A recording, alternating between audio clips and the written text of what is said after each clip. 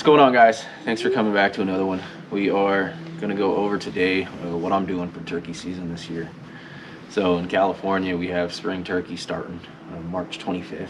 Comes out to be the fourth Saturday of the month. And it's going to be a pretty doozy, I think, this year. There was a lot of pressure last year for it, and there's going to be even more this year. So walking the extra miles if you can is definitely going to be good. Private land always does really well out here. If you can get close to an orchard and figure out some roosting cover, then you're going to be in good shape. That's what I'll be doing. I'm going to go out real early in the next following weeks and go out before they leave the tree in the roost. I'll be running a couple of coyote diaphragm calls so I can do like high-pitched barks. It sounds like a bird chirp, and that really gets a good shot gobble off the tree. I've always had good experience with that, as well as using a turkey diaphragm call to try to figure out where these birds are when I find out where they are. I mean, I know where roosts are from last year and stuff, but that's not to say that they'll be in that same area this year. Once you find the birds, you really want to back off and leave them alone. You don't want to harass them too much. Turkeys especially do not do well with pressure, and there are a lot of studies that will go to say that their habits change just about as soon as season starts. As soon as the pressure comes, they change their habits. They don't like being messed with. They do like the orchards one up and down the other, though, especially when it starts to get hot on us. If it does, like it has the last couple of years out here, the heat runs them right into the orchards. Most guys are flooding them during, early morning or through the night, and so there's a lot of standing water still left by the time they're making it out there, coming off the roost. So it's always a good place to try to cut them off if you are hunting public, you don't have access to private.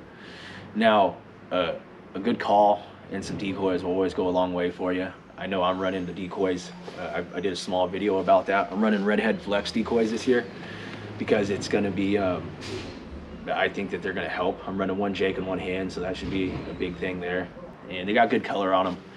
They fold up, but I'm just going to drill a hole in the tails and carabiner them to my backpack, and then I'll walk them in that way, to each their own. But I find that I ran and run and gunned the last couple seasons, and it hasn't really been too profitable for me. I've gotten small birds and stuff, but just ultimately the amount of effort I've had to put in compared to how successful I was in the end, how many days it took me to get there and stuff. I'm going to set up in just a good point and wait for them to come to me. I figure it'll take me about the same amount of time, but I won't exert as much energy as my back is still pretty tore up. I can't move around too much. The thing is, though, is I'm working with Beaver Creek Game Calls, and so they're giving me these calls at a small discount. In all honesty, guys, I'm not going to lie to you. The price I'm paying for them, whether I was paying full price or half price, isn't going to change the fact that I'm not going to run a shit call. It's just not who I am. It ain't going to get me the bird, so why the hell would I do it? But I did come across this box call that old boy makes, and let me tell you guys, like I'm happy with it. It's 2 different kinds of wood. It's handmade. I mean, all the way through. Like you can tell the little strokes of the brush marks that he did to like lacquer it, and it's called a rubbernecker. Funny enough, and it's like written there in hand. Like it's a trip, you guys. Like go ahead and take a look at that, and it's quality all the way around. I mean, I don't know. I am a huge fan of this. Oh, it's upside down there. And so, like, again, I came across their mallard call during season, and it was great. Now, with my back and everything, I didn't hunt a whole bunch from the time that I got the call right at the end of the season, but I got this thing in time for turkey, so we're definitely going to be using it.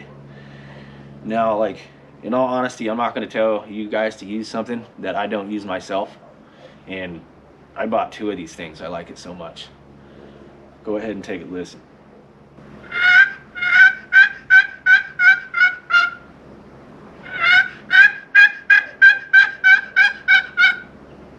I don't know, I like it. I'm a fan of it. I need to chalk it up a little bit more. He does give you a stick of chalk when he sends it to you.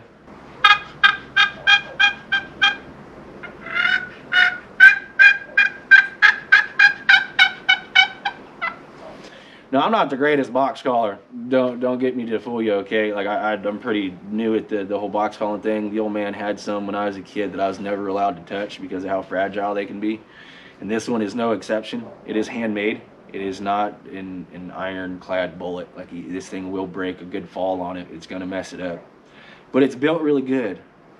With that being said, like it's quality. The way that he puts this thing together, the hollowness of the box is just right. The thickness of the wood choices. Don't get me quoting what the wood choices are. I want to say it's dragon's blood and a black walnut, but I could be wrong on that. You have to check his website to be for sure. But he makes them the same way every time, and I love this damn thing.